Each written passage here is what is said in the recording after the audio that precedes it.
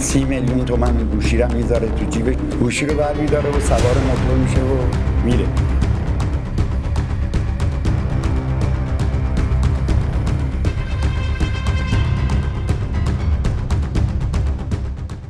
از شما چقدر کلاهبرداری کردن؟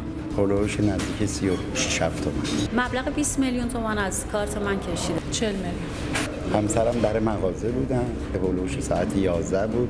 بلا فاصله که کرکره رو میده بالا، این آقا پیداش میشه و خودشو به عنوان کارمند بانک معرفی میکنه. اومدن برای دستگاه پوزتون رو به اصطلاح سرویس کنم و آپگرید کنم از این صحبت ها. گفتش که من به عنوان پشتیبان دستگاه پوز اومدم دستگاه پوزتون رو چک کنم که انگار ترفندش بود.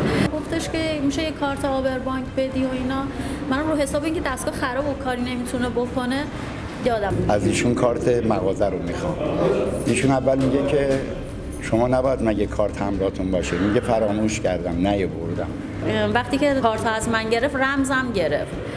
من که داشتم فیشار جابجا می‌کردم فکر می‌کنم که همون موقع کارت آبربانک رو جابجا کردش.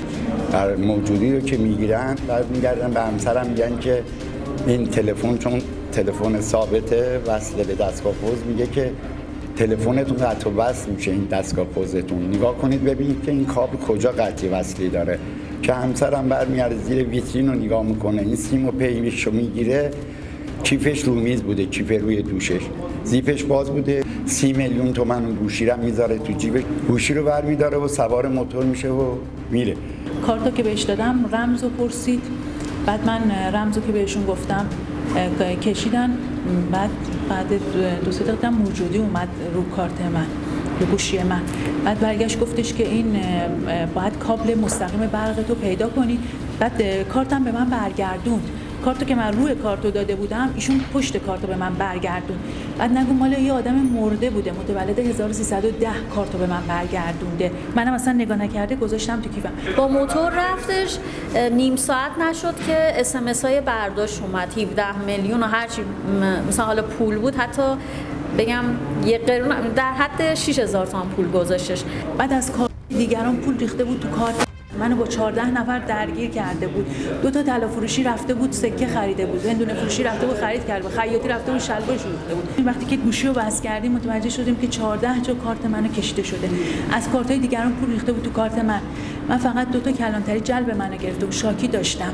در پی افزایش کلاهبرداری از شهروندان بیشتر کاسبین در سطح تهران بزرگ و بیشتر حوزه سرکلانتری پنجم پلیس آگاهی مراتب به صورت ویژه در دستور کار کارآگاهان پلیس آگاهی قرار گرفت.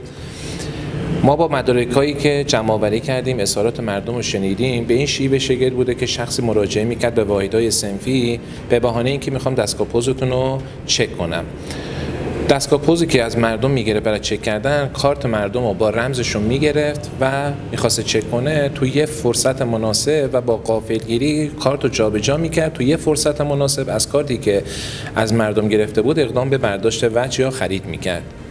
چند نفر تا الان مراجعه کردن؟ تا کنون تو سطح حوزه ما نزدیک 30 نفر مراجعه کردن و تونستن شاکی رو شناسایی کنن و احتمال این که پرونده‌های دیگه هم مشابهی هم تو سطح تهران داشته باشیم خیلی زیاد هستش. سرقت هم کرده گویا از طلا فروشی؟ بله، از 2 تا واحد صنفی طلا فروشی بالغ بر 300 گرم طلا هم سرقت کرده. آقا سعید چند سالته؟ حدود 38. حدود 38. سابقه؟ بله. چند تا داشتی سابقه؟ 4-5. چی بوده سوابقی که رفتی؟ کلاهبرداری، نمیدونم جعل اینا. تحصیلاتت؟ سیکل.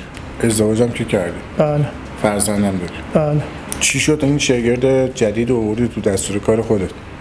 یه دفعه به سرم زد، یه بار رفتم انجام دادم دیگه مزدش مونده. توضیح میدی چی بوده؟ میرفتم به عنوان تعمیرکار دستگاه کارتخوان، بعد توی لحظه کارتشون رو جابجا میکردم. گفتم تعمیرکار دستگاه کارتخوانم، میگرفتم دستگاهشون رو تست کنم و کارتشون رو با رمزشون چرا کارت میگرفتی؟ میگرفتم که مثلا دستگاهشون رو تست کنم. بعد رمزم ازشون میگرفتی و بعد کارت رو جابجا میکردی.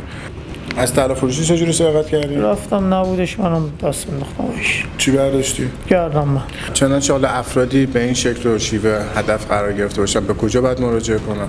افرادی که به این شیوه شگفت ازشون کلاهبرداری شده به پایگاه پنجم پلیس آگاهی واقع در بلوار یافت‌آباد مراجعه کنند.